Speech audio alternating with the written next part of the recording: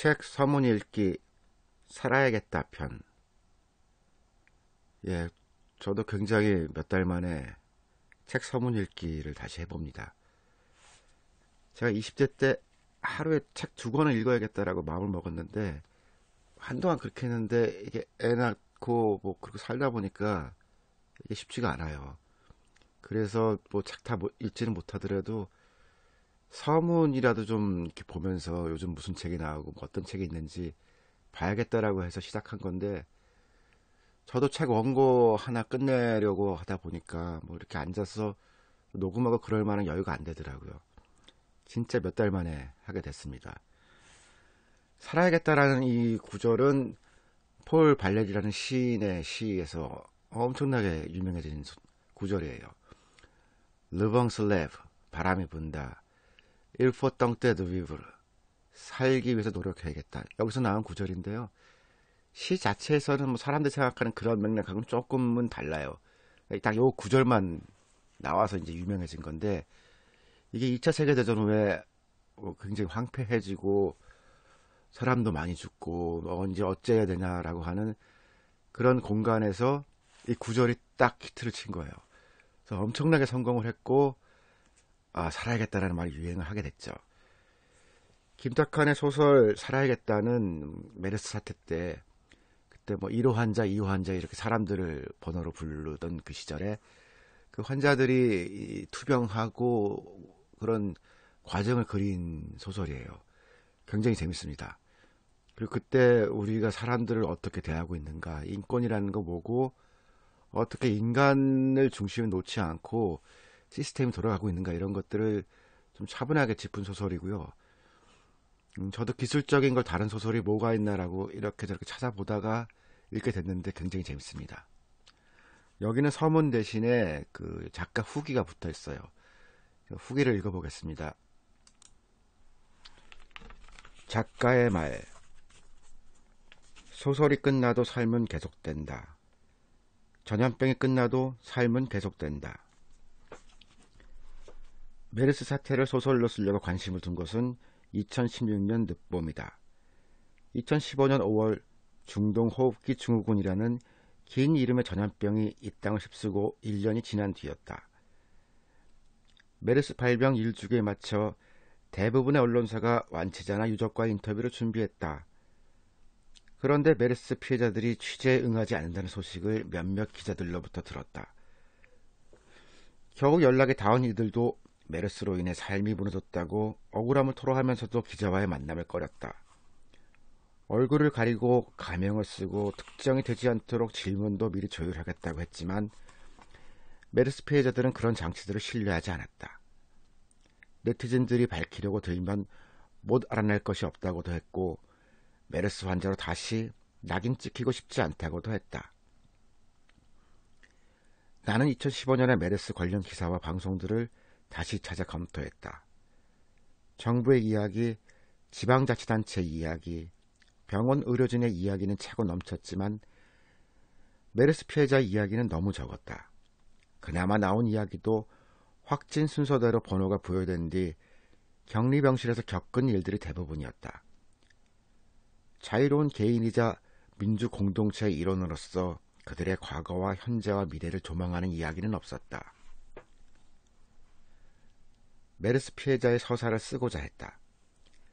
잊지 않고 기억하겠다고 말하기 전에 기억할 것이 무엇인가를 찾는 작업이었다. 번호가 아닌 사람을 되찾아야 했다. 너무나도 당연한 상식이 무너진 시절이었다. 여러 사람들의 도움으로 피해자들을 만났다. 만나고 싶었으나 끝내 만나지 못한 분도 있고 만나기 힘들겠다고 여겼는데 여러 가지 우연 속에서 만난 분도 있다. 만나지 못한 분이나 만난 분이나 모두 고맙다. 아직까지 메르스 피해자들의 공식 모임이 없고 또 이렇게 만나려고도 하고 만나지 않으려고도 하는 마음이 그들이 힘겨운 생활을 고스란히 드러낸다. 인물과 사건과 배경을 사실 그 자체로 풀어놓은 논픽션이 현재로선 불가능하겠다는 판단 역시 이런 상황에 대한 고민으로부터 나왔다. 정상과 비정상을 편협하게 나누고 비정상에 속한 이들을 이중삼중으로 낙인 찍으며 혐오하는 풍토가 바뀌지 않는 한 메르스 피해자의 서사는 한동안 픽션의 영역에 머물 것이다. 만남의 다양한 조건들에 따라 설정은 바꿨지만 고통은 고스란히 담고자 했다. 때로는 한숨, 때로는 눈물, 때로는 비명, 때로는 손짓발질, 때로는 침묵인 고통들. 긴 시간 눈을 맞추며 이야기를 들었다. 함께 자료를 검토하고 답사도 다녀왔다. 참담함이 밀려들었다. 여기가 지옥이 아니라면 어디가 지옥이란 말인가요? 라는 물음. 그 지옥은 지금도 여전히 계속되고 있습니다라는 단언이 가슴을 찔렀다. 첫째, 피해자의 인권이 지켜지지 않았다. 감염을 막기 위한 격리는 어쩔 수 없다 해도 격리 후 피해자들에게 쏟아진 다양한 비난들을 아무도 제지하지 않았다. 슈퍼 전파자라는 단어로 대표되는 피해자를 가해자의 자리로 슬쩍 올려놓는 시도까지 있었다. 피해자들은 갑자기 닥친 병魔와 싸우기도 벅찬데 쉼없이 날아드는 근거 없는 이야기의 망신창이가 되었다. 둘째, 사회 안전망이 작동하지 않았다. 메르스로 인해 가족을 잃은 유족들, 또 가까스로 전염병을 이겨낸 완치자들을 보살피려는 공동체의 노력이 턱없이 부족했다. 사랑하는 사람이 왜 이 병에 걸려 세상을 떠나야만 하는지에 대한 설명도 없었고, 각종 후유증으로 인해 직장에서 밀려나는 이들을 고려한 대책도 없었으며 적극적인 트라우마 치료도 마련되지 않았다. 병만 나으면 원래대로 돌아갈 수 있으리라 기대했지만 전염병에 걸렸다는 이유로 감내해야 할 피해자들의 삶은 길고도 끔찍했다. 추락하고 추락하고 추락하는 나날, 추락을 막는 망은 어디에도 없었다. 거대하고 싸늘한 벽이 모습을 드러냈다. 국가와 병원은 잘못을 인정하지 않았다. 잘못을 인정하지 않기 때문에 배상이나 보상이 전혀 없었다. 죄 없이 병에 걸려 죽은 자들의 유족과 또 죄 없이 병에 걸렸다가 겨우 살아난 자들이 국가와 병원의 잘못을 스스로 증명하라는 식이다. 이 방식은 전염병으로 모든 것을 잃은 이들에게는 너무나도 가혹했다. 피해자 대부분이 전문적인 의학 지식이 없었으며 평생 재판정에 간 적이 없는 보통 사람인 탓에 법률 지식도 마찬가지였다. 피해자의 서사 역시 이 부분에서 종종 길을 잃었다. 억울함을 토로하는 완치자나 유족은 격리병실에서 치료가 어떻게 이루어졌고 또 환자의 병세가 언제 얼마나 악화되었는지를 순서대로 기억하지 못하거나 논리적으로 설명할 수 없었다. 멀쩡하던 사람이 불과 열흘이나 보름 만에 사경을 헤맨다는 점과 결과 외에 그 과정을 상세히 이야기할 수 없다는 사실이 그들을 더욱 절망에 빠뜨렸다. 나도 처음 몇 달은 이 장편을 쓰지 못하는 것이 아닐까 두려웠다. 소설의 육체에 해당하는 장면들이 인터뷰를 진행하는 도중에 거의 떠오르지 않았던 것이다. 쓰고 싶은 것과 쓸 수 있는 것은 다르다. 포기하기로 마음을 굳힐 즈음 이 작업의 불씨를 되살린 인연을 만났다. 소설을 꼭 완성하라는 먼저 저승으로 간 분들의 손길이라는 생각이 들었다.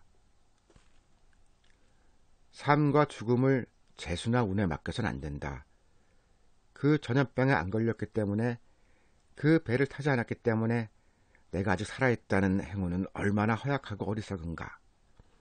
게다가 도탄에 빠진 사람을 구하지 않고 오히려 배제하려 든다면 그것은 공동체가 아니다. 영화 라이언 일병 구하기나 마션의 감동은 그 공동체가 그 한 사람을 포기하지 않는 경제적 손실이나 성공 가능성 따위로 바꿔치기 하지 않는 원칙으로부터 온다. 2008년 9월 8일 메르스 확진 환자가 나왔다. 전염병이므로 언제든 다시 올 수 있으리라 예상을 했지만 3년 만에 이 소설을 한참 퇴거할 때 나타날 줄은 몰랐다. 초동대처와 방역이 성공적이라고 하니 다행이다. 9월 8일 뉴스가 나간 뒤 이 소설을 쓰기 위해 만났던 메르스 피해자들의 연락을 받았다. 지금은 방역에 성공하는 분위기인데 왜 3년 전에는 실패했는지 묻는다. 이번처럼 처음부터 병원 이름을 공개했다면 사랑하는 이를 잃지 않았을 것이라고 흐느낀다. 방역에 실패하는 바람에 많은 이들이 죽거나 다쳤다. 그렇게 상처받은 이들이 국가와 병원을 상대로 재판을 진행하고도 있고, 삶의 터전을 떠나 낯선 동네로 이사도 했고, 개인 비용으로 트라우마나 후유증 치료를 받고도 있다. 삶의 모습은 다양하지만 여전히 메르스의 고통 속에 있는 것이다. 우리는 이것을 개인의 불운이나 지난 정권의 잘못으로만 돌려서는 안 된다. 더 깊은 어둠 속에서 고통스러워하는 이들을 3년 전에는 못했지만, 그래서 많이 늦었지만 지금이라도 위로하고 품어야 한다. 문학은 가난한 자, 약한 자, 아픈 자의 편이라고 22년 전 장표를 처음 출간할 때부터 믿어왔다. 문학뿐만 아니라 공동체도 또 그 공동체에 속하는 우리들 한 사람 한 사람도 그러해야 할 것이다. 메르스는 끝나도 삶은 계속된다. 그 삶은 메르스를 망각하거나 멀리하며 침뱉는 삶이 아니라 메르스로 인해 고통받는 이들을 보고 듣고 어루만지는 삶이다. 살아야겠다고 외치고 싶지만 침묵을 강요당하는, 두려워하는 이들의 곁에 머무는 삶이다. 메르스가 나와 내 가족의 삶을 지옥으로 만들었고 아직도 그 지옥에 갇혀있다고 절규하는 이들을 외면한 채 감히 메르스는 끝났다고 선언하지 않는 삶이다. 이 소설이 사랑하는 삶을 시작하는 마중물이 되었으면 싶다. 2018년 10월 돌아온 메르스 앞에서 김탁환.